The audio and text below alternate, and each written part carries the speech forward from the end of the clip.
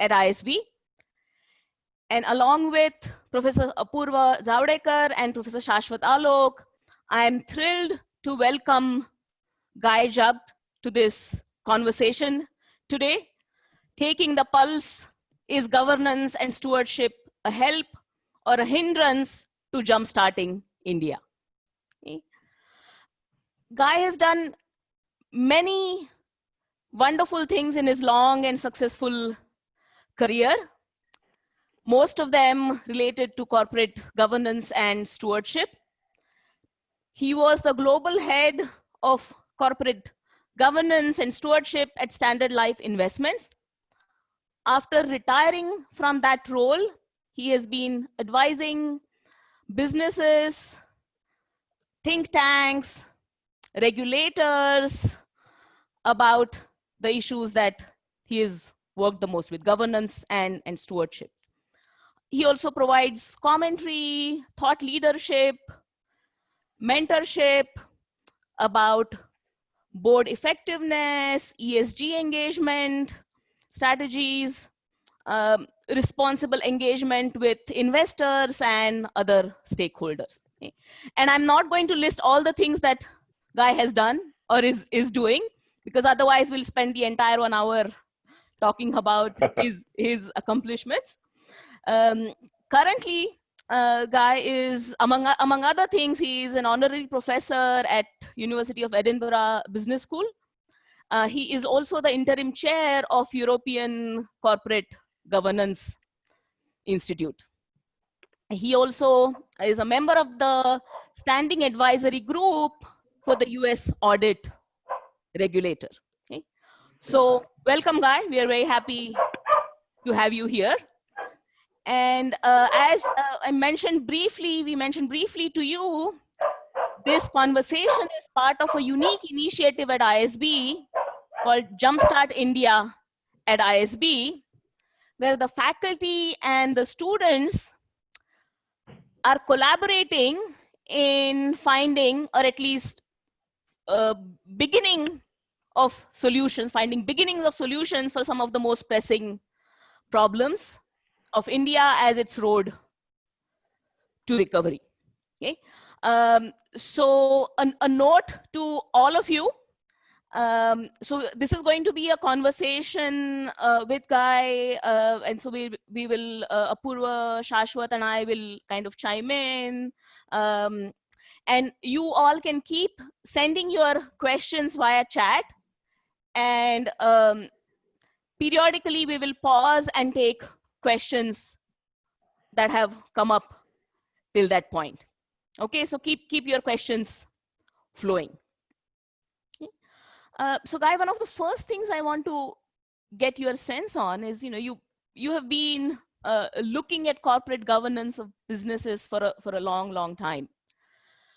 Do businesses care more or less about governance during bad times? A very good question, and thank you very much indeed for the generous introduction, overly generous introduction, and it's really great to be here in this conversation today, because India also has always been very dear to my heart, my governance heart and stewardship heart as well, having come to India many times over the last decade to talk about and learn about how governance has been unfolding. So it's really wonderful to be with you, I say, in this conversation today. And when you get to times, coming to your question, when you get to times of stress and unexpected events like we are currently experience, the rule book tends to get thrown out of the boardroom.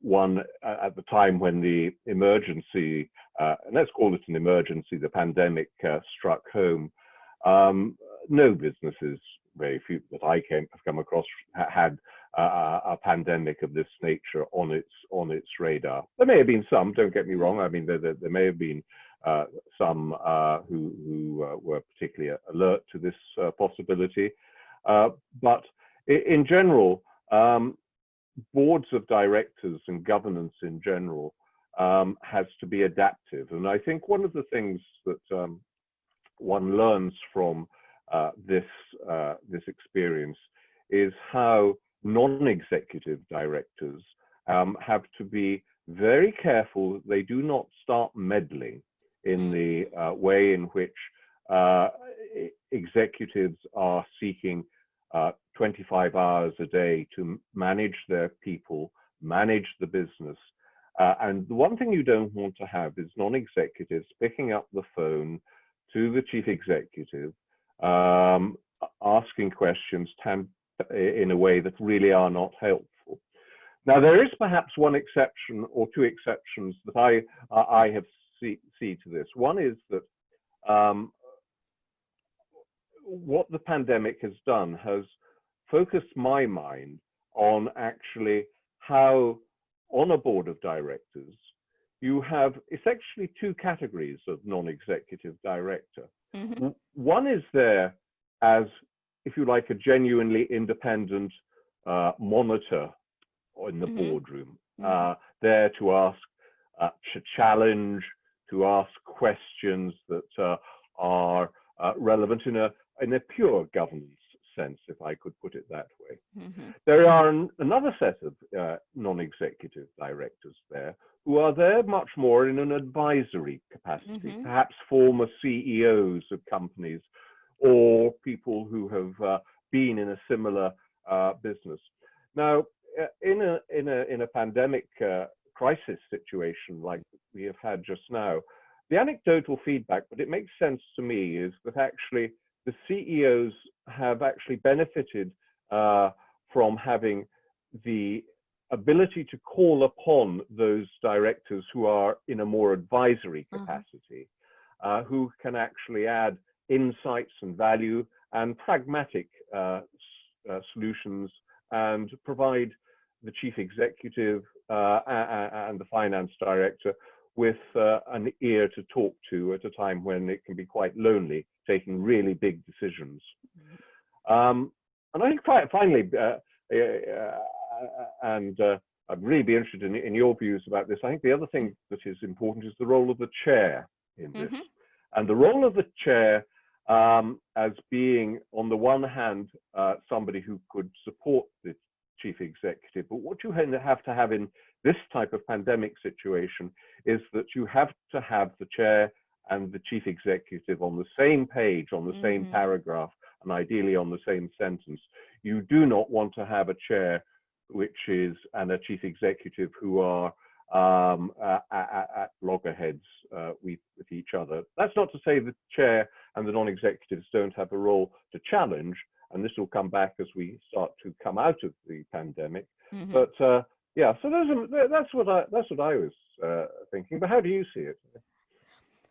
So I broadly agree that, so this is, there are times when the monitors have to kind of step up, but difficult times when firefighting is happening are perhaps not those times. Those are the times where the advisors need to kind of step up. But I also want to kind of relate this little bit to a somewhat unique arrangement in India about promoter shareholders. One cannot talk about corporate governance in India before we get into promoters, huh? Exactly. And as you know, this is kind of a unique category, and there has been some discussion whether to do away with that category, and there's some discussion and pushback, etc. But as it stands now, promoters are, of course, those who started the company, and so they have emotional investment as well as financial investment in the company, and their brand is associated with the company, but they are not necessarily involved in day-to-day operations. And where do you think that their role is? Are they sometimes, in some companies, they tend to act as monitors or even spoil sports, and some other situations they act more as advisors. So yeah, I mean, clearly no two situations are quite the same. But also, I mean, I think let's bring the C word of compassion and culture into the equation, because there's a lot of talk, and has been a lot of talk in the lead up to the pandemic, about culture, certainly, and during the pandemic, compassion, the way in which companies treat their workers and their families, has been something which doing the right thing is something which companies have clearly sought to do, but nonetheless there have been tensions and pressures as to how far and where the boundaries lie on this. And I think promoters, and although it is something that is special to India in some respects, because it has the label promoters, I think, but you look to other capital markets, particularly when you look to the Facebooks of the world, you look to Elon Musk in America, they are a promoter, and they put their emotional aspect in it. They have their financial capital, they have their reputation set on it. And I think that what promoters have to do, however, in this situation, is that they, and perhaps, I don't know how this is regulated in India, but promoters have to put self-interest to one side. It has to, particularly in a crisis, it has to be the best interests of the company, the best interests of the entity, which they have to promote and support.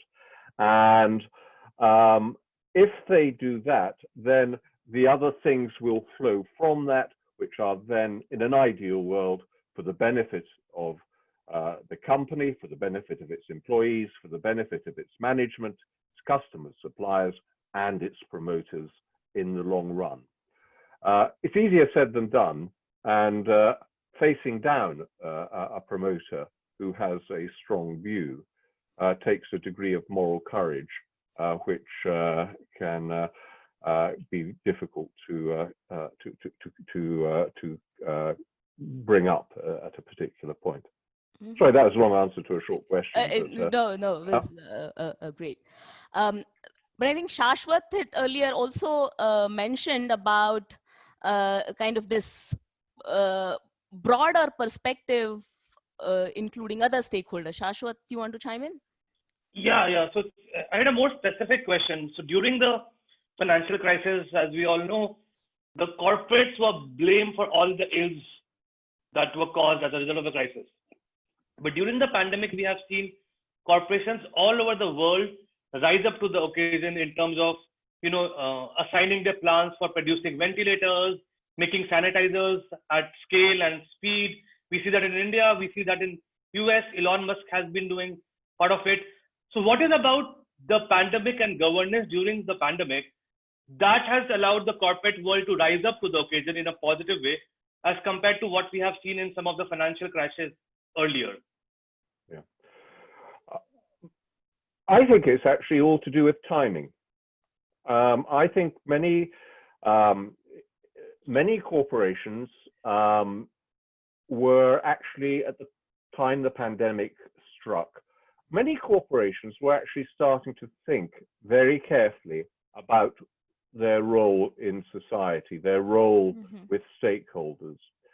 And you look in the US to the statement, which I'm sure many of you have seen, and those on the conversation will have seen, a statement from the Business Roundtable in the US, which came out 6-9 months, maybe a year ago now, which was seeking to articulate that the responsibility of businesses was not just to shareholders, but was to other people, such as you, Shashwat, were mentioning, the customers, suppliers, and so on and so forth.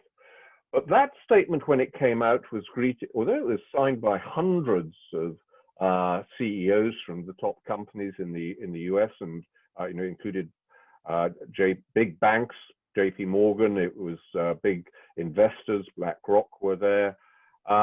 This was corporate America speaking loudly, and the this statement was greeted with quite a lot of skepticism when it came out. People were asking, well, this is just America in particular putting on a greenwashing onto their reputation.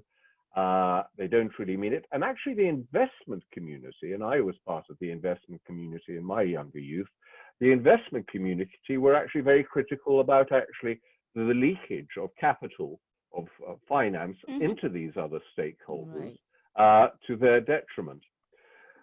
Contrast that with the UK, where we had a review of our Companies Act leading up to the Companies Act 2006.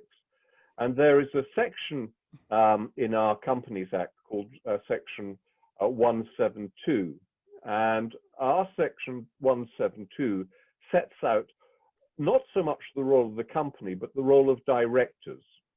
And the role of the directors is to, I think, quite interesting, coming back to the earlier question. I've got this on my mind. I don't have it in front of me, so it may be wrong. But I think the words that it uses is to promote the success of the company. They're promoters. I hadn't made the linkage before. I may be wrong. That may not be what it says. But it doesn't mention shareholders anyway. But it says to promote the success of the company, having regard to the interests of various people. And it mentions employees, stakeholders, or suppliers, customers, and those, and so on. And that Section 172 took on, as we were reflecting on the banking crisis, the great financial crisis that you mentioned, Shashwat, as we came out of that, companies have been starting to reflect on their purpose, on their culture, on their responsibilities. And therefore, when this crisis struck, I think that many boards and companies just saw this as an opportunity to actually embrace many of the values that it had been talking about in a way that sought to achieve that objective. However, I would also say that whether the degree to which rhetoric and reality are aligned is not yet clear. I mean, I'm sure, like you, I got trillions of emails in the first month of the pandemic from chief executives of airlines, hotels, who I'd never heard of before, but were calling me by my first name and telling me what wonderful things that they were doing. And one had to take that at face value. And it's actually very difficult for employees to actually blow the whistle at a time when actually their job is under stress. So that all said, I do think, and I have a UK lens on it largely, I do think that companies have largely done the right thing and sought to do the right thing. But I think how that is sustained as we come out into the next phase and the next phases of the pandemic, the post-pandemic era, is going to be very telling. But do you think, I mean, I'd be interested in your views. One of the things that I also would observe is that since the great financial crisis, when the millennials were just coming out of school, the millennials now have a voice. Some of the millennials will be listening to this conversation today. They have brought a different value set into the language of business. And I wonder whether that's had a difference, but I wonder what you think.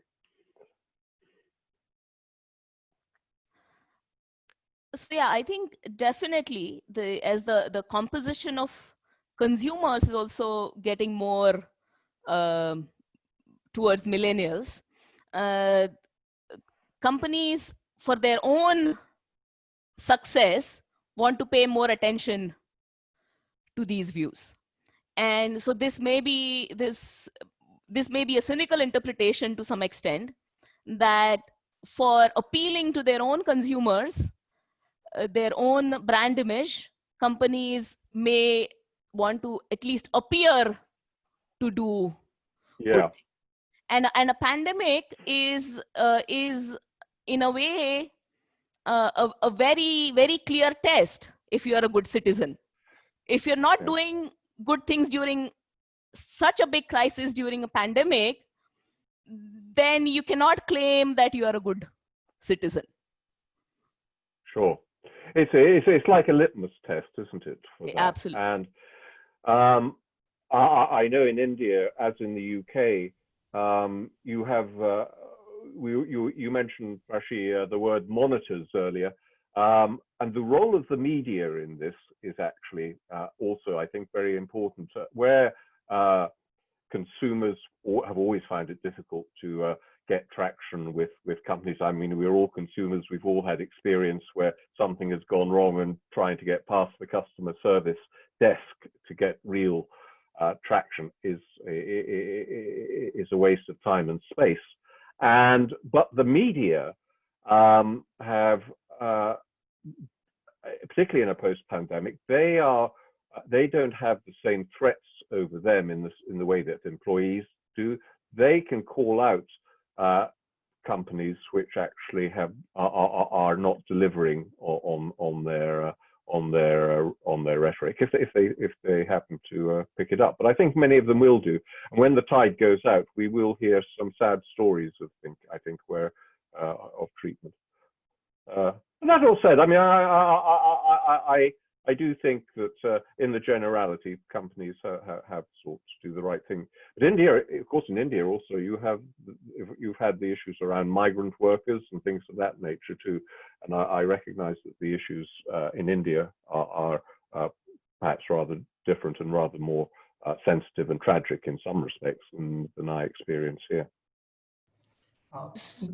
Yeah, Apurva? Yeah, hi guys. So I had a related question. So as we were talking that financial crisis or these pandemics could be sort of a good time for companies to show that they are good citizens, incorporate many of the good governance practices. Do investors, bankers, financiers look at these initiatives or improvements in the corporate governance standards in these times to deal with this type of companies differently or more favorably? I mean, adopting these better standards help firms survive the crisis better, maybe because bankers are a little bit more lenient towards them, or investors stick with these companies, something like that? Well, let's bring, great question, and let's bring the letters E, S, and G into ESG into the equation. Because at the time of the great financial crisis, we didn't have E, S, and G were three letters in the alphabet that were quite well separated from each other. We talked about governance, and stewardship only came along, at least in the UK, through the work of Sir David Walker, who did a very, very good report, and I commend it to everybody on the call for reading from cover to cover about the governance of banks and other financial institutions after the crisis. But he called out shareholders, in particular investors, as to whether or not they were stepping up to the plate. And it was that which actually got stewardship off the runway. And it has now broadened out into ESG. And coming back to timing, to therefore come to the meat of your question, again, this crisis has come at probably a time when actually the institutions, investing institutions, and it's not just shareholders, by the way, I think banks and debt providers have a very significant role to play here. They have become resourced to deal and engage with companies about environmental, social, the S, by the way, is for social, not for stewardship, and governance issues. And in the UK, where we have a fairly well advanced approach to responsible shareholder engagement, We are fortunate in this respect because this year, for the first year, the annual reports of companies in the UK are required, the directors are required to disclose how they have implemented their responsibilities under this section 172 that I mentioned earlier. And it is early days yet, and it is still to be seen. But I think investors will be engaging with companies about what they have disclosed. Until they had this disclosure, however, it was very difficult for companies to engage because you needed to have a hook on which you could talk to somebody. You needed to have a conversation, you have to have a question. To have a conversation, you have to have people to talk to. And until you can get that disclosure coming through and you get into the meat of it, it is, I realize I've been rambling on and I haven't actually answered your question, because the point about are people going to get more involved from investor and financer, the answer in my view is a clear yes. The question which is less clear is how they're going to get involved. Are they going to make, for example, if you are a lending organization, a banker, are you going to start introducing covenants which into the bank loans, which will say that we will, as part of our providing finance, we will require you to do an annual survey of your employees, full stop. And if you put that into the banking terms as a covenant, and if the company doesn't do it, then the bankers are in a strong position to call in the loan. So there's a good tension there. And I think this is where bankers and shareholders have to get a little more specific, have to roll up their sleeves and demonstrate that they too are not greenwashing and they really are fulfilling their ESG credentials. Does that, I mean, is that what you think may happen? I'm going to intervene here. We have a couple of questions, so I think this is a good time to take them, and then we can continue the conversation. So Adarsh has a question. Adarsh, can you ask the question? Sure. Thanks. Thanks, Professor. So, hi, Guy. Thank you for the session. My question is, so while understanding companies and different industries, what are some of the broad parameters one should look for in order to assess how prepared that company is for a shock like a pandemic or crisis? And for a corporate, what are some of the major different types of shocks which we can look for? So those are two questions. Yeah, that's about it. Yeah, two brilliant questions. In terms of what to look for, I think one of the things that has come out of this pandemic is people have been talking about diversity in boardrooms for years. Initially, it was about geographic diversity. It was about diversity of skills. It was more recently about diversity of gender and issues such as that.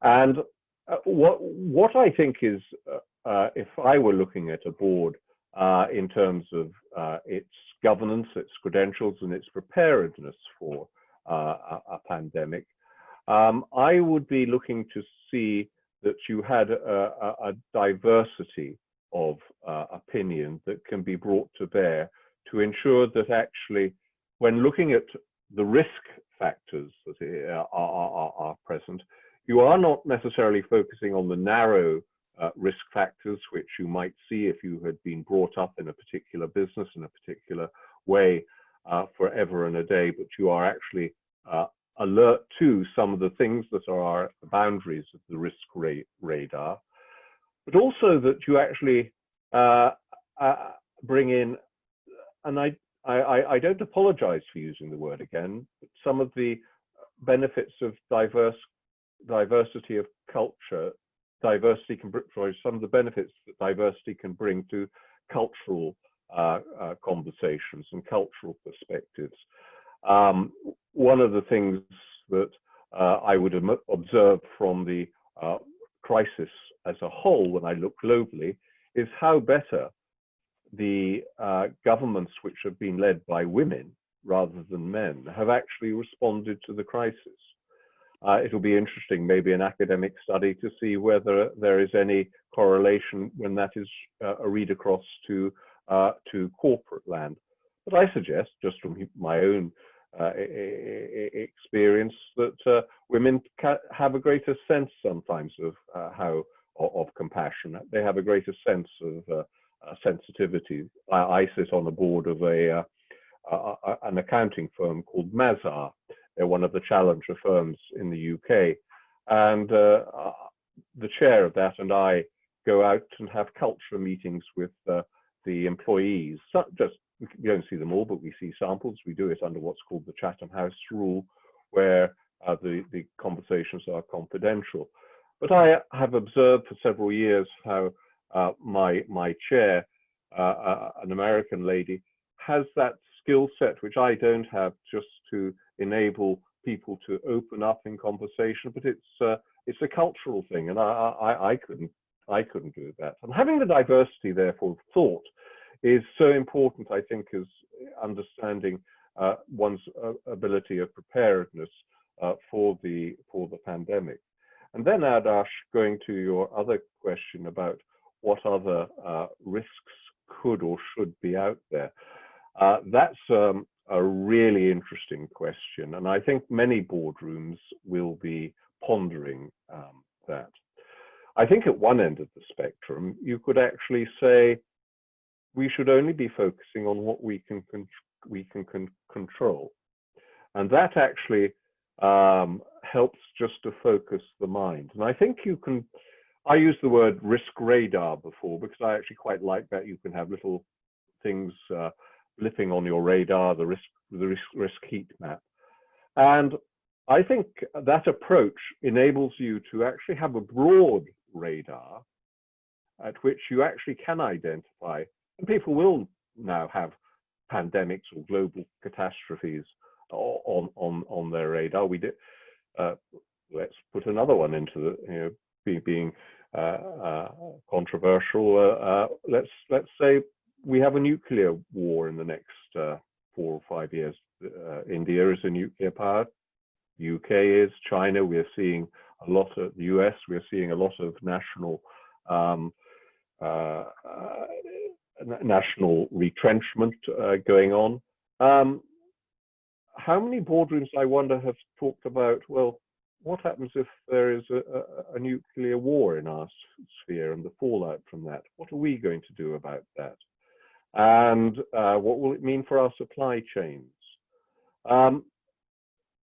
And they cannot control whether or not there's going to be a nuclear war, but they can control what their supply chains are. They can control how their employees will work. They can control what their response mode will be, which is also very important when these things happen.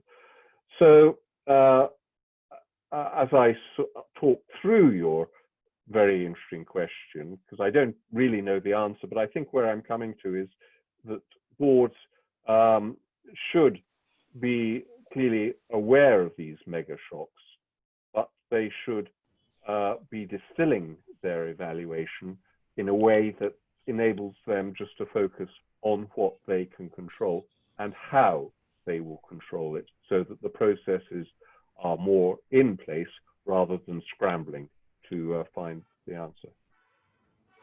Thank you so much. I think that's a brilliant way to put it. Thank you so much. And then next question is from Siddharth. Prati, sorry, I will sorry. interrupt. So go ahead. So given the nature of the conversation and the direction it took, I will take this opportunity to ease in a slightly controversial question. We talked about Go for We it. talked about the importance of diversity. We talked about the importance of risk. Should we worry about the fact that the world supply chain is non-diversified? Should we worry about the China risk? The fact that, today a country can threaten another country that we will stop the supply of pharmaceuticals, or we will trouble you on the border, but continue to have trade. Do you think the world will, moving forward, try to diversify its supply chain, and should boards start thinking about it? I think there will be two elements that will come in. One will be diversification of the supply chain so that there isn't over-reliance on any one part of it. But I think the second thing is that people will be tending to also bring the center of gravity of their supply chain closer to their closer to home, so that they, coming back to this aspect of control and trust, having shorter lines of supply are likely to be more resilient and manageable than actually longer lines of supply. So I do think that will be greater diversity, and that provides opportunity. And I remember our earlier conversation and your podcast, Shashwat, on this, about the opportunities that this provides for India. And if I link that with the S part of ESG, it should, if all the bits of the jigsaw come into play, should result in better environmental and social practices and better governance, but different governance perhaps in India for the benefit of wider society as a whole. But I do think some corporations, and you see this, perhaps America is maybe the one which is most obvious in terms of its rhetoric, that they will try and bring more things closer to home. I have a... Yeah. Sorry, finish your thought. Well, I was going to say, I was wondering, I see it from where I live in Scotland, but do you see it the same on the supply chain issues? Do you see it as an opportunity or a threat for India? Shashwat, maybe you want to take that. Yeah, sure. I mean, I don't have an answer. I think it's going to be a mix of both, because so many of our firms and manufacturing is reliant on the supply of cheap raw materials from China. To be able to produce it on our own is going to take time. But at the same time, there are industries like, for instance, pharma, where we can quickly ramp up and build self-reliance. So we'll see some sort of disruption if we want to go forward and diversify our supply chain, and some firms will adjust to it quickly and some won't. I don't have a conclusion on how it will play out. And I think the other thing too, and I'm standing here in Brexit land, where we are also a crisis perhaps of itself in that regard, but it's an opportunity. And I think as supply chains develop, it isn't just the supply chain, it is the supply relationship that will be important, because we in the UK, but we are seeing the world being fragmented at the moment. So I don't think it's going to be just the UK. One is going to have unilateral trade arrangements. The UK, hopefully with India, India with Australia, and so on and so forth. And the terms of those trade will actually have some impact upon, coming back to promoting the success of the company, will have some implications for how how the supply relationships and how the supply mapping will unfold over the next few years. I think relationships are going to be really, really important as we go forward into the next phase of life.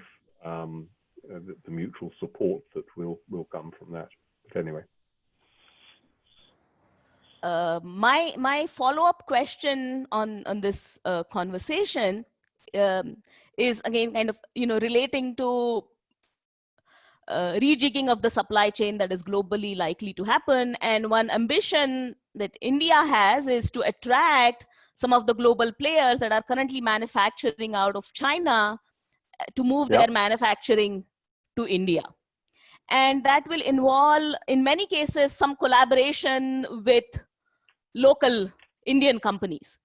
And my question is, how important you think governance is in attracting the global players to India? Well, I remember you and I have spoken about this at the at the NSE, and I think I may have a bias, but I do actually think that governance is going to be very, very important, because and I think it's governance, and I think it is perception, and I think it is the branding of corporate India, which the three go together. One of the reasons why people have hesitated to invest in India, both in terms of stock exchange investment, but also in terms of corporate investment, direct investment, has been issues around perceptions of corruption, perceptions of poor governance, and there have also been concerns about the ability, and this was certainly the case in the past, about the ability to get cash returns from your investment out of India when without undue restriction. So governance isn't going to be the whole solution, but you have to get those three things aligned in a way that will enable the funds to flow. And governance, however, is coming back to what one can control. You cannot control the government in this directly. The perception will be a function of the governance and the government. So it should follow as night follows day. But the governance and the way that that is perceived and the way that it is promoted, and I don't apologize for using that word, is something that will be unlock the ability to bring in finance. And therefore, when you have a new entity or a joint venture being set up, because many of these may be joint ventures, I'm aware of how companies like Unilever and so forth, and my old company with HDFC, Standard Life HDFC, how that was all around joint ventures. These joint ventures also have to have robust governance, and we have an opportunity, coming back to opportunity, to tailor-make governance for entities in the way that will be helpful and not a hindrance to actually the success of the enterprises and the success, therefore, for India and those entities that they supply. And so the question that Siddharth has is actually very relevant to this conversation. So Siddharth, you want to go ahead and ask your question? Sure. Thanks, Professor Prachi. Hi, Guy. Hi, Siddharth. Understandably, ESG is going to take center stage in the post-pandemic world. But at the same time, it's as challenging as ever to sort of hit the triple bottom line. So I mean, given the vantage point you occupy, what are some of kind of ideas or thoughts that you might have from the point of view of the government in terms of supporting or encouraging companies to focus on this ESG trial? Yeah. There's two parts to that question. One which I can draw on in the UK, where we are finding that governments are now, our government is propping up our economy in general, but it is also, in terms of specific companies, it is actually effectively investing in those companies, whether it takes a direct investment or some form of financial support. Let's call it let's call a spade a spade. It's investment by any other sense of the word. You look to airlines. I mean, Air India has India, you know well, that has been under governmental control for many years. But if we're starting with a clean sheet and coming back to ESG and the triple bottom line, the governments in providing their support for these companies can actually set the tone. It's a variation of the tone from the top. It's the tone from the government, I guess, in that context. And the government is there to uphold the public interest in what it does. And the ESG is a proxy for the public interest. And therefore, I think, coming back to what I was saying earlier about bankers, but relating it to governments providing financial support, governments should be providing financial supports, but attaching fairly specific company by company ESG requirements. They may want to have a government may want to have an ESG framework. Maybe we'll have a minister for ESG or something like that yet to come. Who knows? But they would have a framework which would be enduring and other work. But it would have to, because the public interest is also relies on that triple bottom line, it has to be ESG, which isn't politically motivated per se, and it comes back to the public interest. And therefore, the governments, and I don't know how it happens in India, we have a sort of quango here in the UK, which looks after the government's investments, but it may be that that quango has to become almost like a sovereign wealth fund and actually become independent in its government, so it isn't politicized unduly. Siddharth, I'm not sure if I've answered your question, but does that sort of go some way? No, that makes a lot of sense. So what I picked up from that was some kind of direction towards the leadership element, in the sense that the government should, like you said, in terms of financing, so you lead by example, produce a few ESG focused case studies as such, and then let the rest of the market replicate. Yeah. I would think so. And there's another aspect, as you were talking to me there, in terms of the conversation that I have articulated in other fora in the past, and that is what I would call horizontal regulation of governance. And I think this is actually very relevant for India, where the banking sector, as we all know, and I apologize if I offend anybody, but I think that has had more than its fair share of governance issues to get to grips with. And when I talk about the horizontal aspects of governance, the regulation of it in particular, is that I believe that there are certain companies, big airlines, big banks, big insurance companies, which are genuinely public interest entities. They serve the public interest, they serve their stakeholders, they serve the shareholders, but they are public interests in what they do, and the public depends upon them. Those companies should actually have a very high standard of corporate governance. They should have a very high standard of stewardship.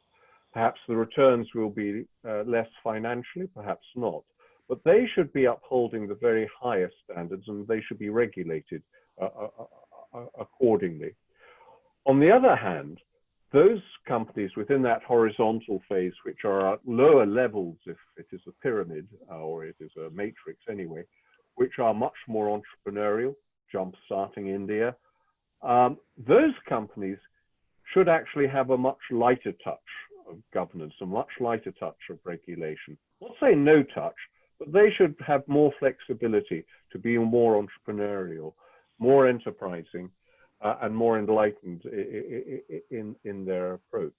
to governance. And that was on the spectrum. There are different shades of regulation and interaction. But that is one other thing which I would add to answer your question. And I think that is very, very relevant in Indian context, because a large fraction by number, large fraction of Indian companies are small and medium sized, even what we call like micro size. And this idea of lighter touch for the smaller companies might kind of give them room to actually go on with their business. And coming back to regulators, to SEBI, and maybe state regulators could do this. I mean, I think you can have a framework. I'm a great supporter of guidelines, so long as they are policed and applied properly. That actually the regulators can then, with legitimacy, focus on banks and the big enterprises, and doubtless sample the governance at the smaller companies. They shouldn't go away. You used the word monitor earlier, Parashi. Monitor might be a bit soft, perhaps, in this context, but they should be like an iron fist in a velvet glove, ready to pounce if they need to. But they should let the enterprising companies get on with it. And perhaps shareholders should actually and promoters should be more assertive. One of the things do you have any other questions, or? Go ahead. You go ahead. I was ahead. going to say, one of the things that we are debating in the UK at the moment is actually about AGMs, annual general meetings, and as to whether actually AGMs have become virtual, which is, some people say it's brilliant, some people say it's terrible, but it actually it means that we have had the face of technology held up to us in this regard. Annual general meetings in the UK, very few people, very few institutional investors attend. It costs company a lot of money to organize things. And questions are starting to be asked, do we actually need an annual general meeting? Should a company actually just have a meeting every 3 years? Should there, if you're an enterprise, if you're a bank, coming back to what I was saying earlier, I think the banks, yes, they probably should have annual general meetings. They can't get away from it. It holds them accountable. But there are other companies where it's much more efficient and much more productive, really, just to have a meeting every so often. And are they meetings to talk about things, or are they meetings just to vote? And should you have voting separate? So there's lots of things going on in AGM space that I just wanted to highlight for you. Guy, I have one question. So every crisis sort of gives rise to particular theme in corporate governance setup. In 2008, it was all about bankers' bonuses. In India, over the last few days, there is a new type of discussion that has happened because the central bank floated this discussion paper that the tenure of the bank's CEO should be limited to 8 or 10 years. And this idea is gaining ground in general about even for other companies, that the tenures of the CEOs should be capped. In general, what are your views on this? I mean, is it a good thing to sort of push out a successful CEO after 10 years just because the time is up, or is it going to have some advantage? Yeah. I said earlier in our conversation that I am a supporter of guidelines, not rules. And as soon as you put in a rule, as we all know, people will find ways around it. So that's one reason why you don't want a rule. One of the other things which I would observe is that, and I would observe this out of practice. I mentioned HDFC earlier, and that was Deepak Parekh and his uncle, who was I think the original promoter of HDFC. Goodness knows how many years Deepak Parekh was the chief executive of HDFC, but it was one of the most, and is one of the most, and the world sees it as one of the most successful Indian banks. So they would say perhaps there is an inverse correlation there between length of service and success and corporate governance. So as I follow that train of thought, it comes perhaps to having some understanding, and this comes back to the character, let me call it the character of the CEO, but also the importance of checks and balances. Because one thing Deepak did at HDFC is that he ensured that he had around him a good set of a good set of directors. These were, coming back to the early part of our conversation, these were directors who would monitor, but they would also advise. And they were able, let's use another word, they were able to nudge. And being able to nudge a CEO is critical. We also talked earlier about the role between the chair and the chief executive. One thing I've observed is sometimes chairs can get too close to chief executives. You mentioned the banking crisis. We certainly had that in the UK. One of our banks, very close to home here, the Bank of Scotland, the chair of that and the chief executive, in my opinion, were too close. They were too mutually supportive. And therefore, rather than actually having a fixed rule, I would say that there should be boards in their charter should perhaps have an in-depth evaluation of their chief executives and their chairs every, shall we say, 3 to 5 years. Now, I say in-depth because many boardrooms of large companies say they do board evaluations, but the one I'm most suspicious about is actually the evaluation of the chair. When I look in the UK PLCs, it says we've done a board evaluation and the senior independent director evaluated the chairman's performance, having consulted with the other directors, and they all think he's doing a jolly good job. 3 cheers all round. I've yet, well, with few exceptions, I have yet to see one which is more critical. So I would actually bring it into the evaluation space, and I therefore do not think it is a good idea to have a rule, but I do think it is good to actually start having a conversation about tenure and what should guide it. Wonderful. Guy, we are very, very close to being out of time, and there's another session starting in two minutes. So do you want to say a couple of sentences, closing thoughts?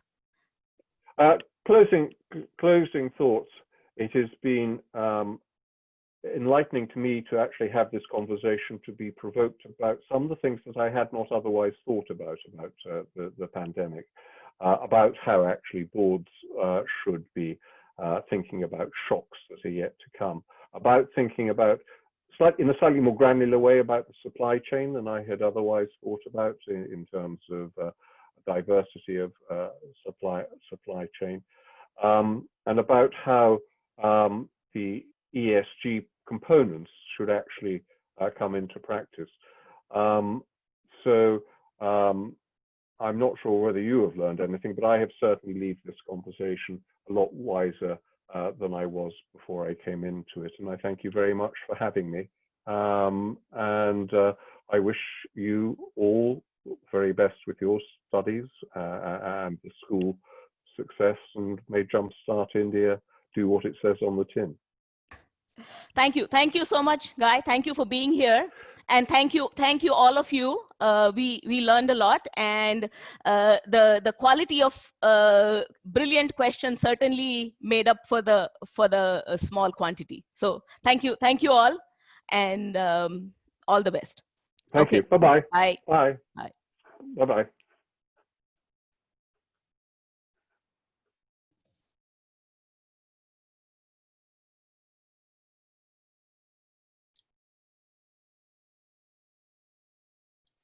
Good afternoon, everyone. We have with us Mr. Jayesh Ranjan, who is the Principal Secretary, Industries and Commerce, Government of Telangana. He also is the Principal Secretary for IT as well. Professor Bhagwan Chowdhury is going to moderate the session. I see Bhagwan also online. Ashwin is also online. So Bhagwan, over to you, please. Thank you, Guru. Thank you, Jayesh, for being here, and welcome everyone to this session. So I've known Jayesh for a few years now. If you're in Hyderabad, when you come to Hyderabad, you will notice that everybody in Hyderabad knows Jayesh and knows Jayesh well. And I was thinking of how to describe him. Well, he invited me once to have a meeting with him in his office. So I showed up at his office, and it was an experience. I have to tell you, Jayesh, it was an experience. I went into the room. There was a big, long table, like a dining table kind of thing. He was sitting at one end. And as I went in, I started at the end of the table. And there were some people who were close to him. And as he was dealing with them, we kept moving up the line as our turn came. So there was no time wasted whatsoever. In fact, what Jayesh did was, when you go to government offices, they always give you like a tea or they offer you something. He didn't want to waste any time. So my tea came before I started talking to him. So by the time I reached him, my tea was already done. And he said, okay, what's your question? What can I do for you?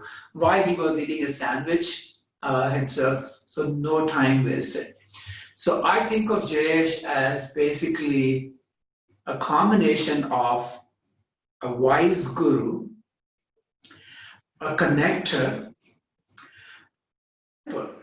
who knows where the problems are, who knows where the resources are, and he's able to match the resources with the problems. So Jayesh, welcome to meet our students, and they will get to know you more as we get along. Now, Jayesh, as a little bit of a background about him, was the topper of IAS in 1992. He has a degree in psychology from University of Delhi, and then an MBA from a well-known school in other part of the country, which we shall not name. But at that time, ISB wasn't there, so we will just leave it at that. And then he also has a master's in public policy from the Lee Kuan Yew School of Singapore. When I was looking up your profile, Jayesh, I found that you've been to many, many different programs in public policy all over the world, and you bring in a lot of wealth of experience. So this is what we're going to do, guys. I'm going to reach out to you for questions. But the way the questions are going to work is we are not going to do it via chat. You need to do in Zoom what's called raise a hand. Arushi is with us. She's going to be watching us, who's raising the hands. And then she'll pick you and say, what is your question? Aditi, what is your question? So you raise your hand, she'll unmute you, and then you can ask your questions, okay? And we'll reach out to the students fairly quickly.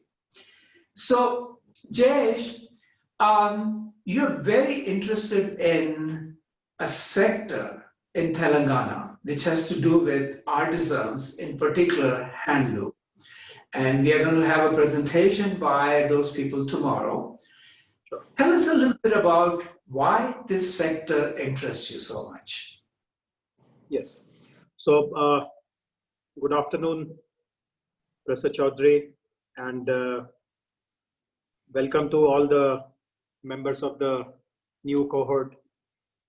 Look forward to seeing you sometime soon in Hyderabad. In fact, as Professor Chaudhary said, I live in Hyderabad, so I am a very frequent visitor to the ISB campus, and I have participated in lots of students-related, students-organized events also in the past. So look forward to seeing you very, very soon. But nevertheless, this is a good way to kind of get introduced, break the ice. But before I answer this question, which Professor Chaudhary has asked about handlooms and handicrafts, let me also tell you something. You are at the very beginning of your business school journey. roughly around 30 years ago, I embarked on the same journey. And the reason I am in the IAS today is because of that business school. I mean, when I took that business school program, I was determined that I should stay away from the corporate world as much as I can. And then at that late stage in my life, I had to think about what else can I do. And somehow I got into civil services and so on and so forth. But nevertheless, so this has been a very good journey. But the point which I'm making is that I'll be the wrong person if you ask me about business school advice and stuff like that to tell you anything. But now coming back to what Professor Chaudhary asked, see, as most of you would be aware, Telangana is a new state. This is the youngest state in the country. It came into being in June 2014, so roughly 6 years ago. And when you start on this kind of a journey, that you are a new state, you have the opportunity to look at all your programs, all your policies, whatever, there's no legacy that pulls you down. So one of the very clear leadership messages which was given to us in the bureaucracy was that, see, as many of you would know, the process of creating new states in India is not new. We have had new states in the past also. We had Chhattisgarh, Jharkhand, we had Uttaranchal, but and these were all created in 2001. So roughly 19 years have gone by. But if you look back at these states, what exactly have they achieved? So it's only out of politeness that we still call these states as emerging states or developing states, when we know very well that nothing further is going to emerge from there, nothing else will develop there, and they have more or less been failed experiments. I mean, nothing spectacular has happened. There may be some good things, and of course, I'm not running anyone down. I'm sure in the class also there'll be students from Jharkhand, Uttaranchal, and Chhattisgarh. So not an intention to run anyone down. But if you ask anyone in general, the general consensus will be that these states have not been spectacular. So Telangana could have gone the same path. Tomorrow people also would have looked back and said that this was a wrong decision to create the state of Telangana. So the leadership was very conscious that we must be different. We must set a good example. We must show to people that this can be, despite being a new state, this can be a progressive state, this can be a business-friendly state, this can look into the real issues which people face. So in the early days of Telangana becoming a state, we actually did a very big visioning exercise. And incidentally, that exercise happened in the ISB campus. The dean at that time, Professor Ranjan, he had organized it, and myself and my minister and quite a few of us were there. And many suggestions came, but one of the suggestions was that let us look at those sectors which are really, we have seen, so I'm sure all of you know this, that there are certain sectors of our economy where the distress is so high that people have committed suicides.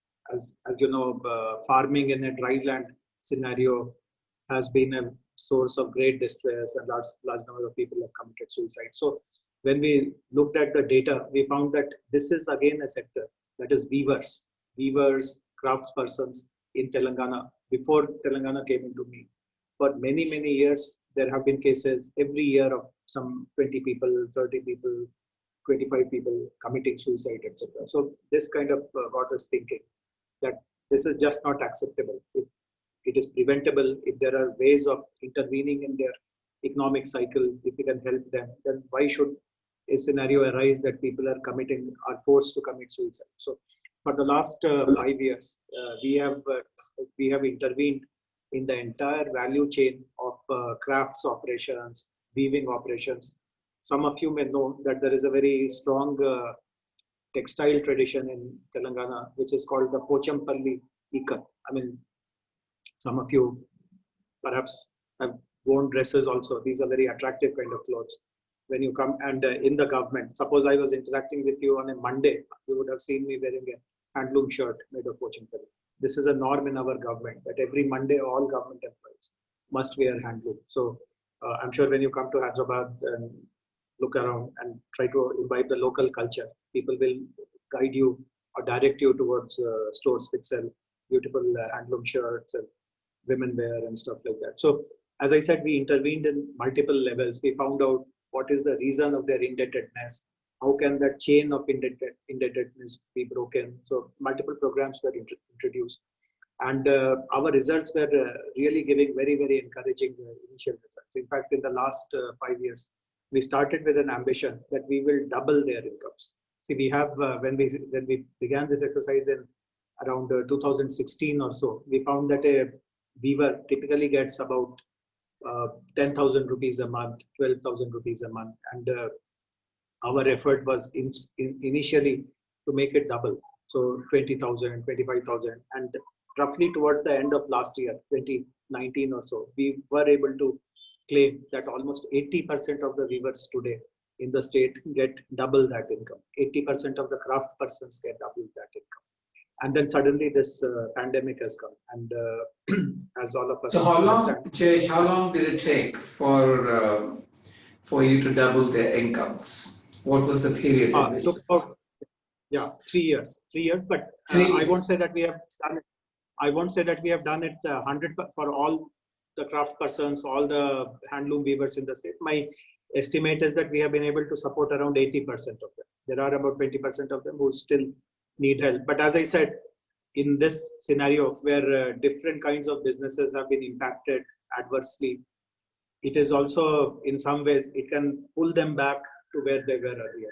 Whatever we have done in the last 3 years could be neutralized. So we are very, very keen that despite this pandemic, despite the fact that dynamics of the markets have changed, despite the fact that the supply chain has been disrupted, consumer behavior has changed. So many people, so for instance, as I said, when we introduced this norm or this practice in the government that everyone must wear a handloom cloth on Monday. So before we introduced this norm, this was about two years ago, I might be having one shirt or two handloom shirts in my wardrobe. But when this rule was introduced, I bought 20 of them so that at least every Monday I look different. It doesn't appear that I have just one shirt which I wear every Monday. And obviously, if you take interest in handloom, you'll realize the amazing richness, the variety, the sheer attractiveness of those patterns and designs. And of course, there are lots of designers in Hyderabad, some of whom are my friends. They kind of specially design something attractive. And now there is social media, so you can't wear the same shirt again because people will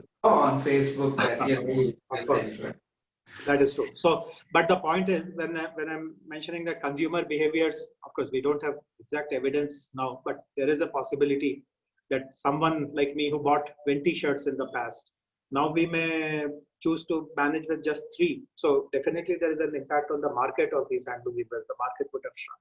So we are very keen to ensure that whatever good work we have done for them, that momentum is sustained. We build upon it instead of allowing them to slip down. And since I'm talking to Professor Chaudhary and all the students, I'm very happy to share this with you. You must be familiar with this Jumpstart initiative which ISB has taken to revive, to provide not just knowledge support, but to actually provide a toolkit or practical know-how on how to help different sectors impacted during this pandemic for their revival. And again, I feel very, very proud to share this with you that ISB has chosen to support Telangana government in our handicrafts and handlooms revival effort. So I'm sure some of you as students also would be involved in this initiative. So we'll be happy to interact further on this as well. So we are very excited. We are very excited to actually work with the Telangana government. Now, in your description, you used a couple of words which are like music to us academics. You said that you looked at some data to figure out that there was distress among certain classes. In particular, you found weavers. And you also said that you look at evidence afterwards to see how these guys are behaving. We want to introduce this at a big scale, is to look at the sources of data in a more systematic way and look at the sources of data in a more dynamic, real-time way. So we have a number of projects that we are doing with Jumpstart India to create indices of economic activity and indices of distress and other things so that we can point out where the distress is and where the interventions could be made. Now, one of the things people know about you is that you are a really far-sighted person when it comes to information technology. and data and evidence is something that is very close to you. Tell us how we can help Telangana with some of these things. Sure, Professor Chaudhary. So I'll tell something which will be of tremendous interest and value to all the students. But let me ask Arushi. I mean, are you finding these answers of mine very lengthy? Should I give short and crisper answers so that we can accommodate more questions, or there are more questions? So if I continue to give long answers, they're okay. What is your advice? Because I realized that just one answer alone has taken 12 minutes. We are at 4:32. I'm going to interrupt you more. I'm going to interrupt you more to make your answers short so that we can go to the questions. So don't worry about it. You go ahead. And if I interrupt you, don't mind me. Sure. But I would like to tell something in the larger context of data, Mr. Chaudhary, and perhaps even you are not aware of what I'm going to tell you. So this also will excite you quite a lot. See, all of us, I'm sure, know this, that the government itself is a huge compiler of data. So for example, if you pay, if you live in Hyderabad, and if you pay property tax, then your name will figure in the GHMCs, the municipal corporations database. If you pay water bills every month, your name will appear in the water bill database. If you own a car, your name will be in the transport department's database. If you have something, if you run a small business, your name will figure in the commercial taxes department's database, and so on and so forth. So each of us have very significant data footprints in different databases of the government.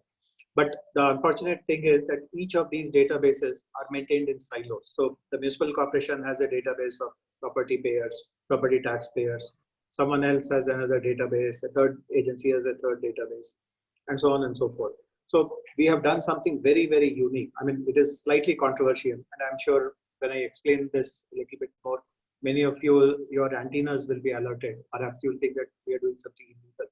But I'll be happy to explain or clarify to you that there's no illegality in what we do. So what we have done is that we have identified 30 databases which are maintained by governments, and including a few which are maintained by private authorities who have agreed to share that with us. So for example, banks databases or cell phone companies databases of all the cell phone subscribers, and so on and so forth. And the most important thing which we have done is that we have created a smart algorithm which can search for you across all these databases. But the remarkable thing is, I mean, this is something which anyone can do. There's nothing very great in creating an algorithm, but you must realize that the ways in which the records are maintained in these databases, that varies quite a lot. So for example, my name is Jayesh Ranjan. I may figure in 7 databases of the 30 that we have identified to integrate. But you may notice this, that my names are spelled differently in these databases. So my name may be Jayash somewhere, Jayesh somewhere. In the South, as you know, lots of abbreviations are used. So in some cases, of course, I'm not from the South, so I don't have too many abbreviations. But some of you, I'm just illustrating. Again, I really don't know your names, but if someone has a similar sounding name, just pardon me. Suppose your name is BVR Mohan Reddy. So in some cases, it may be used as BVR Mohan Reddy. In somewhere, it can be B Venkat Ranga Mohan Reddy. In some cases, it can be Reddy Mohan Ranga. I mean, all ways of variations are possible. Similarly, father's name. We use 3 identifiers: name, father's name, and address. Similar spelling errors, spelling variations with father's name. Address is even more imprecise. So as you know, in the West, the addresses will be very, very precise. 100 Bank Street means precisely a place where that address is. But in India, as you know, the addresses will be complicated. Lots of identification markers will be used in the address: behind this bank, behind that shop, left after this, and so on and so forth. Without using Aadhaar, some of you may think that it is very easy now that there is a common identifier called Aadhaar to link as many databases as you can. But Supreme Court has prohibited the use of Aadhaar for any such purposes. So minus Aadhaar, without using Aadhaar, we have been able to develop this algorithm which traces you based on the imperfections in your spelling of your name, imperfections in the spelling of your father's name, and multiple ways and wrong ways in which addresses are written, with 97% of accuracy, 97.3% of accuracy. When we started this exercise about 5 years ago, our accuracy levels were about 70%. But as you know, those of you who have a tech background would know the way in which machine learning operates. The more number of, and these 30 databases put together across different departments have 42 crores of data, individual data points. And so I have to tell you, Jayesh, we definitely need to work with you, because at DIRI, which is part of ISB, Digital Identity Research Initiative, we have looked at exactly the same kind of thing, where we have looked at data from multiple sources related to PDS and Aadhaar, and we have also been able to replicate exactly what you're saying. So I think we need to work together to see how we can. So the interesting thing about this is, you are going to come to it, but I think there are issues of privacy and other things, legality. But what you mentioned was, this doesn't use Aadhaar at all. Neither does our program. Plus the fact that it's not able to identify you with the 100% accuracy is actually a good thing, because it's like a little noise in the data. So it gets around this issue of being able to clean it down completely. And once you take these individual records and aggregate them to create indices, you get even more protection. So we can actually create economic activity without worrying about privacy. I think this is a brilliant solution. Yeah, please go ahead. Yeah, so far we have been using it in a few very important contexts from the government system. So for example, many of you would know that the government provides to the poor people grains at a subsidized price. And this was very relevant in these lockdown periods when livelihoods were affected. You must be aware that states throughout the country and also the national government distributed food kits to poor people.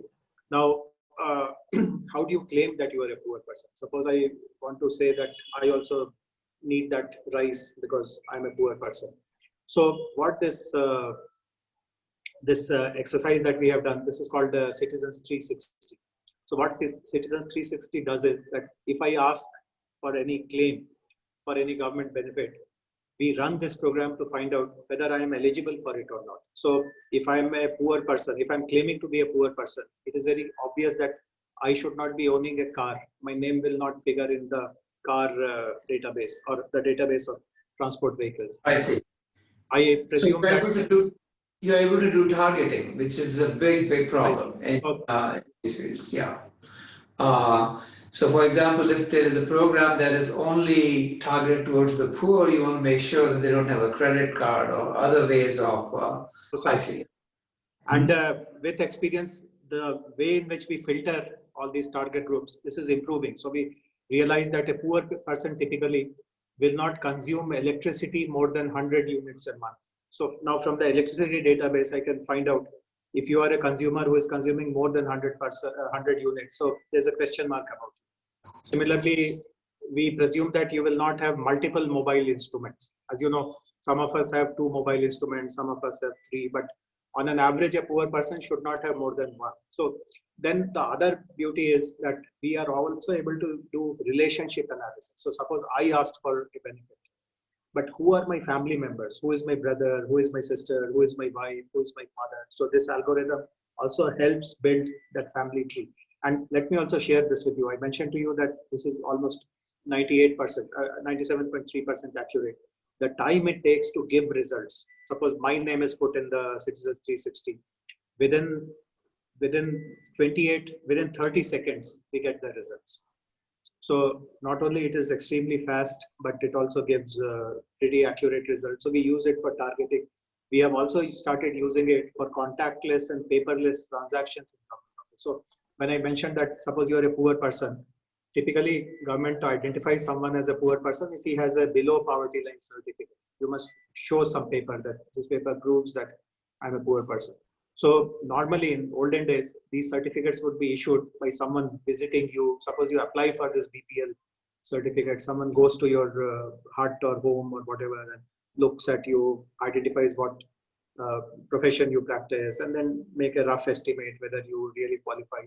Now, there is no need for all that. Just by pulling out your records from this database, I will be able to portray a relatively accurate picture of who you are and whether you deserve that thing. So, Jayesh, I have to tell you that you're scaring me a little bit now.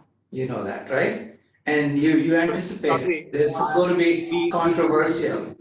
And I'm sure there are people. Arushi, are there people with raised hands? Yes, Professor, there are. Okay, can we go to some of the questions? Because I can already see that some people are saying, are we creating a new China here or not? Okay. Go ahead and unmute somebody. Arushi. So, Jilam, would you like to? Yes. Good evening, sir. Good evening, Professor. Thank you, Aishi, for unmuting me. So my question to sir is, there are a couple of questions. So firstly, I wanted to know that you said that there has been a considerable increase in the income of the weavers. So I just wanted to know, how did we do it? Where did we create source for some ancillary income for the weavers, or it was just through their weaving and the handloom that we have done? That was my first question. So first, only one question. Okay, so the rules are, can I lay down the rules? When you ask a question, can be only one question, not two, not three. It has to be a question. And third thing is, please don't say thank you for allowing me and all this. Skip the thank yous. We are going to send a big thank you letter to Jayesh. So in the interest of time, go straight to the question. So the question Jilam is asking is, how did you do it? How did you increase the thing? What exactly were the interventions? Yeah, thank you. So four specific intervention. See, if you understand a weaver's income dynamics or economics, you find that they are heavily indebted. They never make. So you must be reading this very commonly, that the weaver who makes the sari, let us say, you must be sure wearing saris. So a Pochampalli sari, if you come to Hyderabad and visit a store, people will be paying 2,000 rupees, 2,500 rupees for a beautiful Pochampalli sari.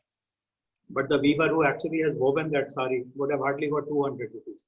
So we find that the inability of the weaver to really demand more is because he's caught in a web of transactions where his power to bargain or influence is very, very minimal. So it all begins when who supplies these raw material to him. So as you know, to manufacture any piece of clothing, you require yarn. So there is a market of yarn which is controlled by certain people. So first of all, we broke that cycle. Now yarn is available at your doorsteps for door delivery. So all kinds of other raw material also. The government now, we have created what are called yarn banks. So in Pochampalli, so Pochampalli is actually a village very close to Hyderabad. In fact, it takes just about 40-45 minutes from ISB campus to go there. So if you once you physically land here, and if you really want to visit that village, we'll be very happy to organize your visit there. So when you go to Pochampalli, you'll realize that there's a yarn bank there. In all other weaving clusters also, we have created similar yarn banks. Second, they create or they offer designs. There are a group of people who are called master weavers.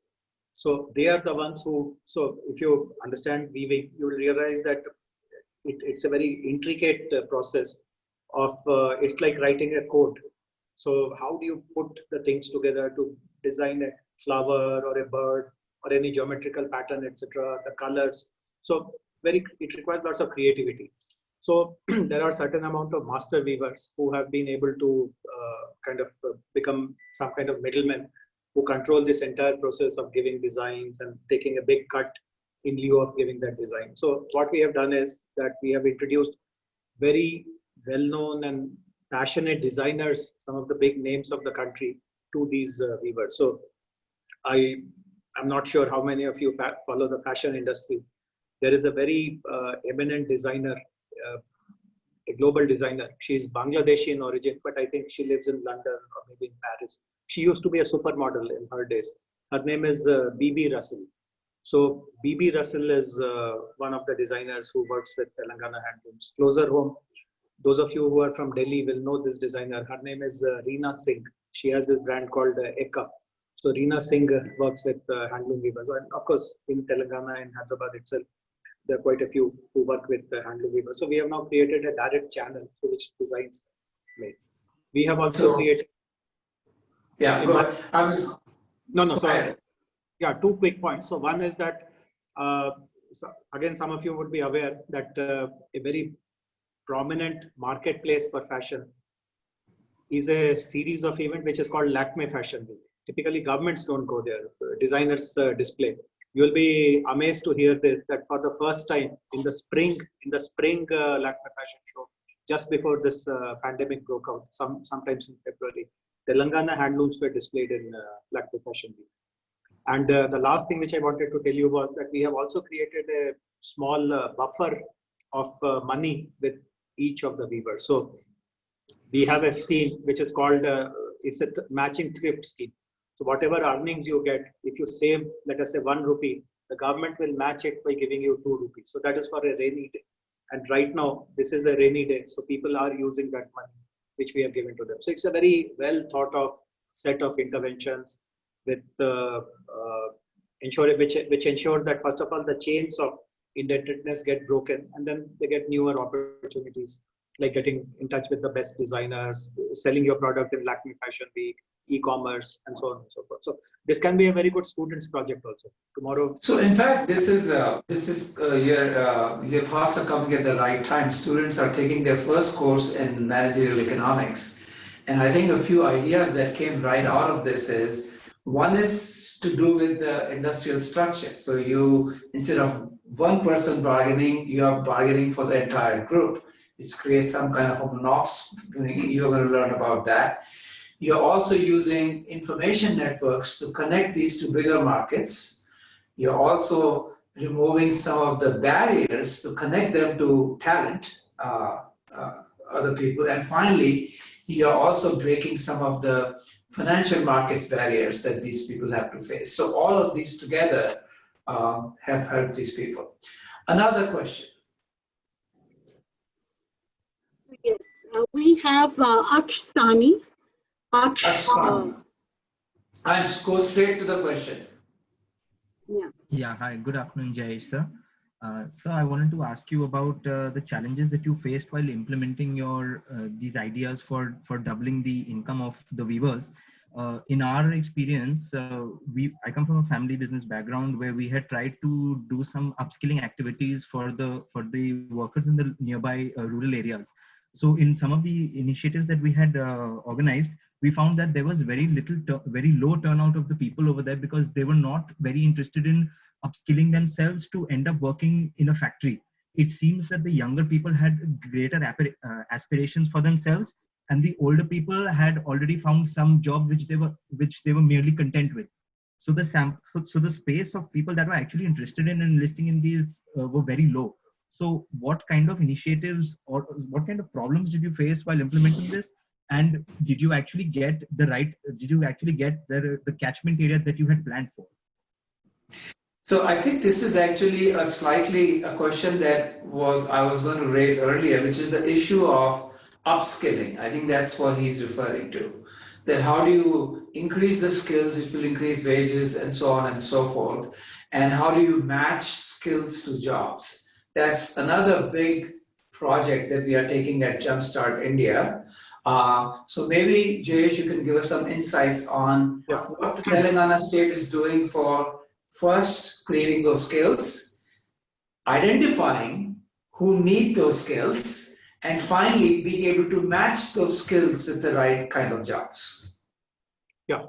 Yes, Professor Chaudhary. And I'll pull out another perspective, which is in this question, which is that how do you motivate or influence younger generation, the newer generation? See, what he's saying is very, very true. One of the reasons why their incomes were going down was that normally if you go to a household in Pochampalli, you will realize that the whole family weaves together. These are pit looms. So within their home, they have erected that loom, and the husband, the wife, their children, all of them weave together, and therefore the productivity is more. Typically, they're able to finish a sari between them in 4 days and so on and so forth. So in a month, if they churn out, let us say 10 saris, they get maybe 8,000 rupees or 10,000 rupees or whatever. So suppose the children say that, no, this is too conventional or too conservative, not very attractive. I'll go to Hyderabad, which is just 40 kilometers away. I'll try for some BPO job, or I'll try to become a store attendant in Spencer or somewhere. So what do you do? So I'll bring that perspective, but I'll also answer one more point. So you will realize this, and you must have already realized this. I can't imagine that your interactions with government would be zero. You would have interacted with the government in some ways or the other. Normally, what happens is that the credibility of the government in the eyes of the people, particularly the poor and the poorest of the poor, is very, very low. So if you go to a weaver community and tell that on behalf of the government, I want to do some program, people will just laugh at you. They will think that perhaps this is some scheme which has been introduced and there's some money in it, and they will pocket half of it and half may come my way. So there'll be lots of skepticism about all these things. So you must also ensure that when you reach out to the people, how do you do that? If you reach out in that context of, in the background of that skepticism, etc., then nothing will happen. So in this particular case, we also started working with organizations who have already been working closely with the weavers, that is NGOs. So you would be knowing that there are institutions like Dastakar Heart, Crafts Council of India, and so on and so forth, who enjoy better credibility in the eyes of such people. So they were our conduits. We would not directly go and tell that Reena Singh will come and teach you some design, or someone else will come and do something.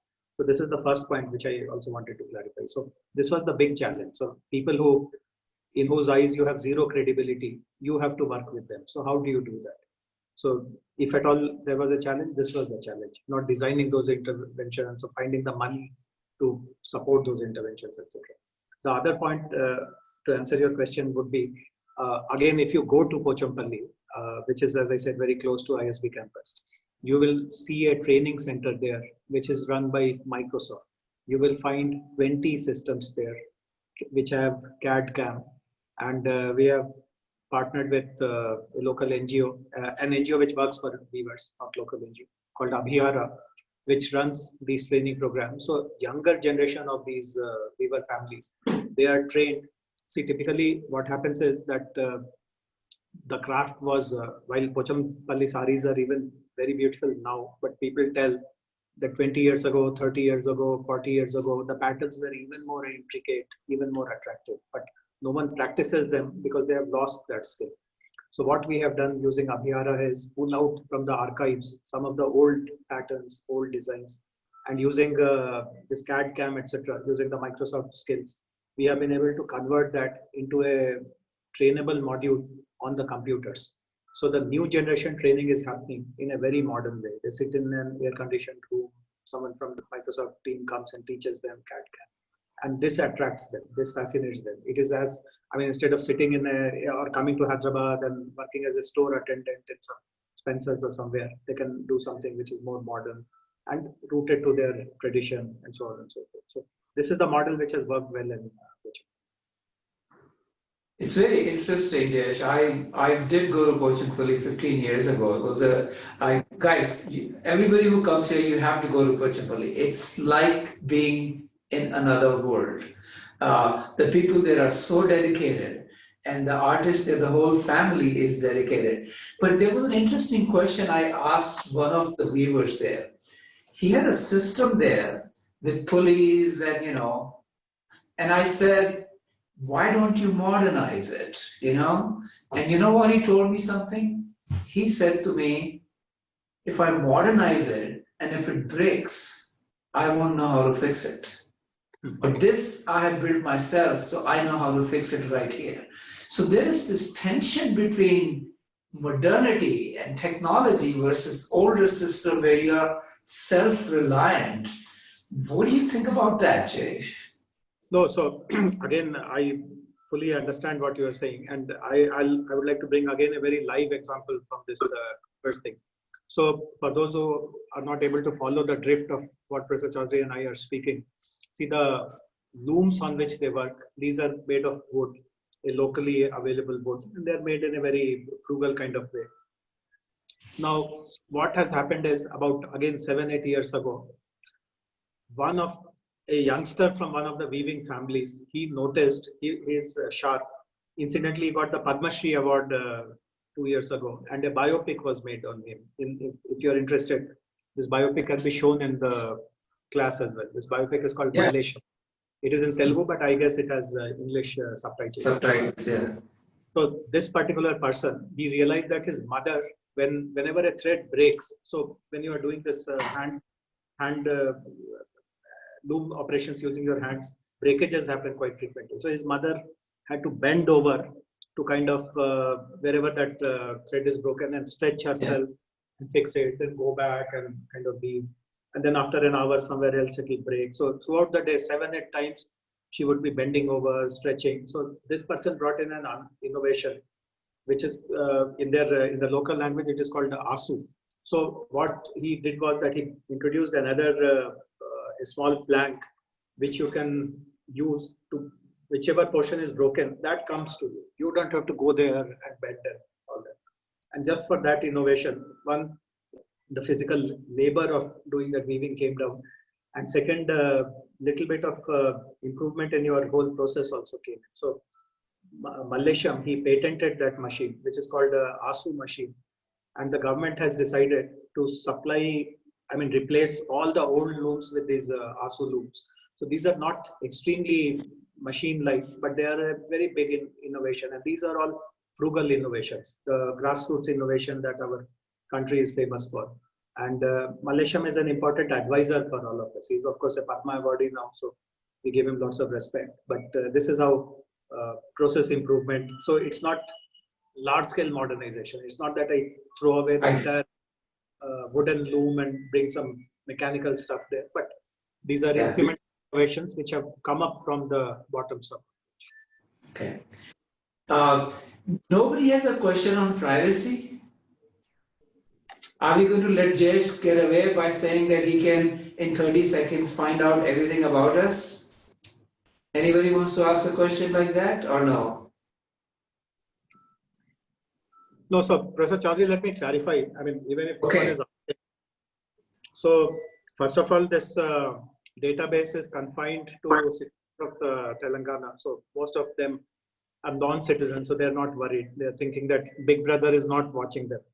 But the fact is, we are not creating any new entry in the database. So when you buy a car, I'm sure it is implicit in your knowledge that your name will be recorded somewhere. If you apply for a passport, I'm sure you know that your name will be available in somewhere else, and so on and so forth. So first of all, we are not creating any mega or a better database in which everything has been merged together and some 42 crores of records have been created. This is a common misconception people have. See, all these databases exist the way they were. They have their own security features. No one can hack them, and they have their own access control and stuff like that. All I have done is to create an algorithm which talks to these databases and pulls out. And if you are claiming some benefit, it is expected that some inquiries will happen to your claim. So I have dispensed with a manual inquiry, and I'm doing a data-driven inquiry. And one thing which I wanted to share this with you,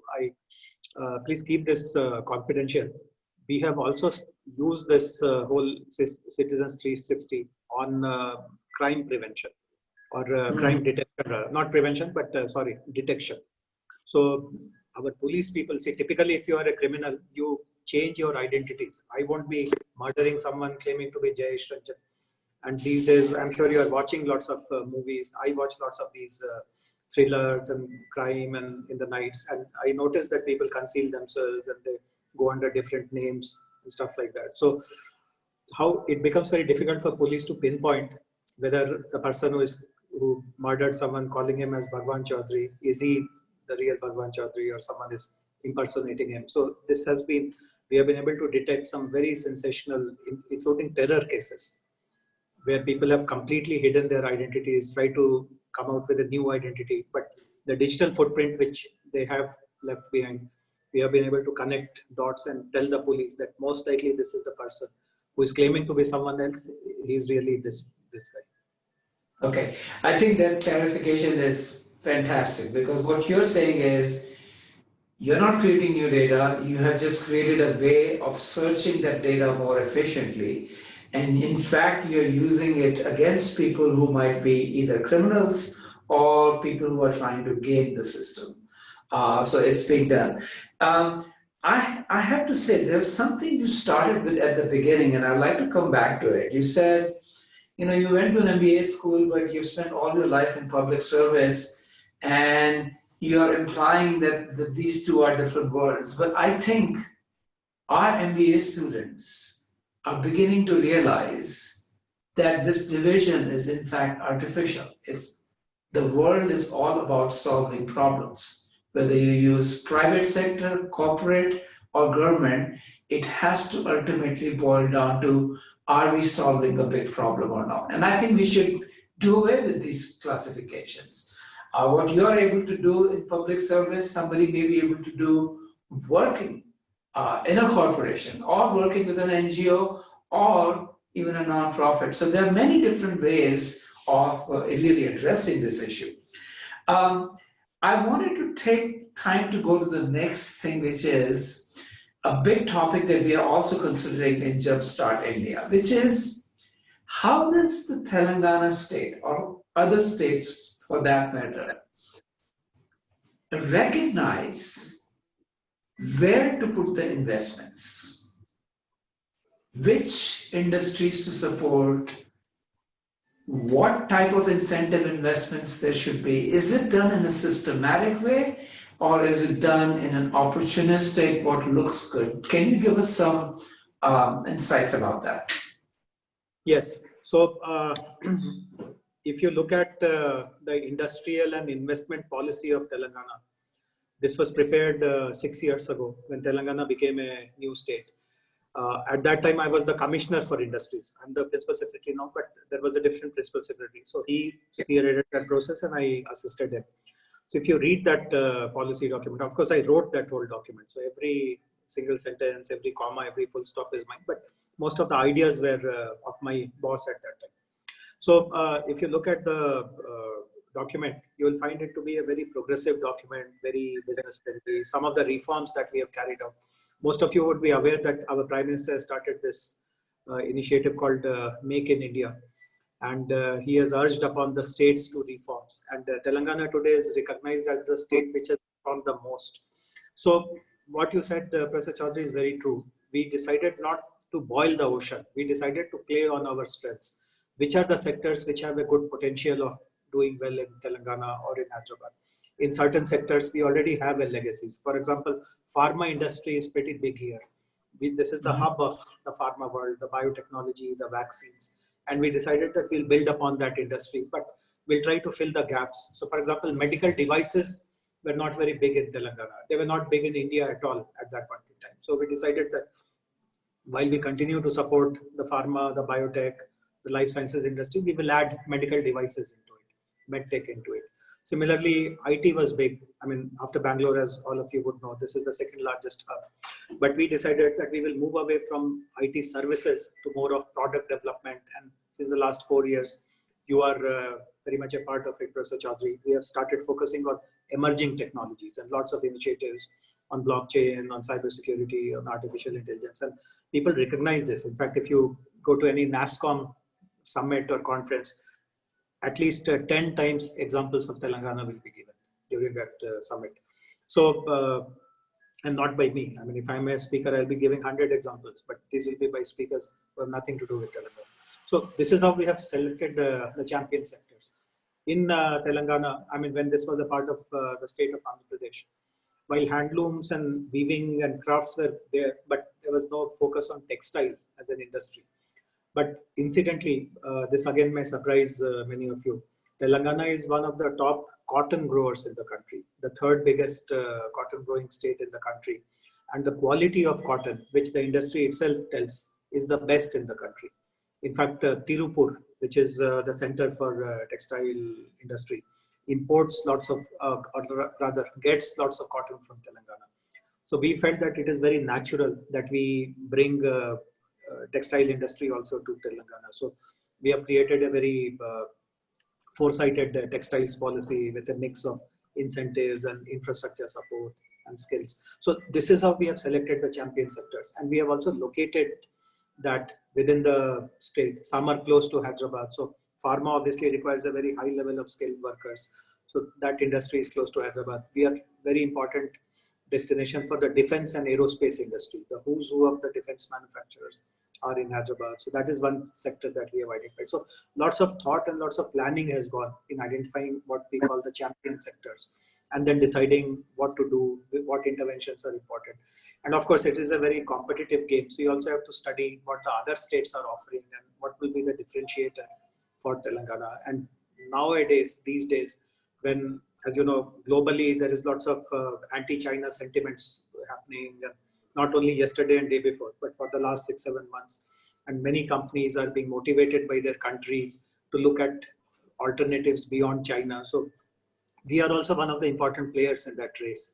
India is an important player, but within India, if you look at it, which are the top, let us say 8 to 10 states which are really competing for these investments, we are one of them. Okay, I think this you brought in some really good points in there. In terms of states competing with other states, do you think the fact that Andhra Pradesh was broken up into two, Telangana and AP, has done a good thing, because now we have two competing states with each other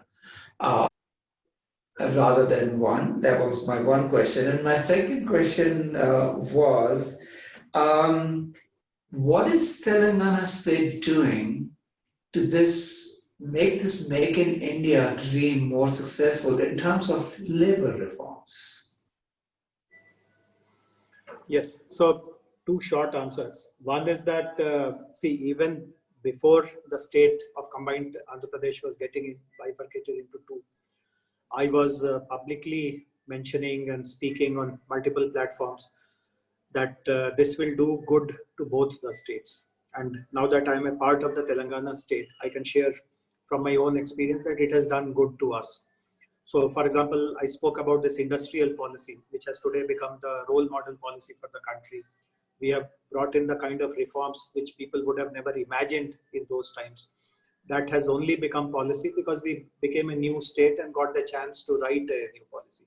If we had remained a part of Andhra Pradesh, it would have been business as usual, status quo.